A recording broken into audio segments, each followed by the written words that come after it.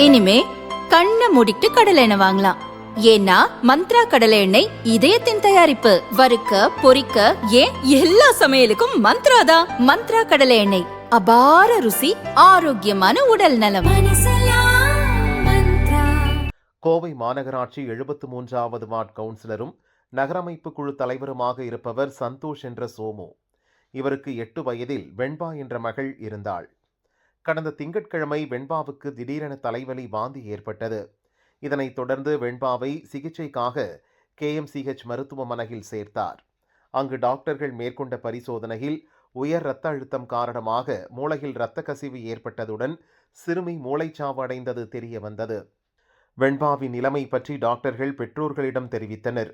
இதையடுத்து சந்தோஷ் மற்றும் குடும்பத்தினர் தங்களது மகளின் உடல் உறுப்புகளை தானம் செய்ய முன்வந்தனர். இதனைத் தொடர்ந்து வெண்பாவின் சிறுநீரகம், கல்லீரல், கண்கள் உள்ளிட்ட முக்கிய உறுப்புகள் தானமாக வழங்கப்பட்டு 7 பேருக்கு மறுவாழ்வு கிடைத்தது. சிறுமியின் உடல் உறுப்புகளை எடுத்துச் சென்றபோது பெற்றோர்கள் அதை பார்த்து அழுதபடி தொட்டு வணங்கியது நெகிழ்ச்சியை ஏற்படுத்தியது.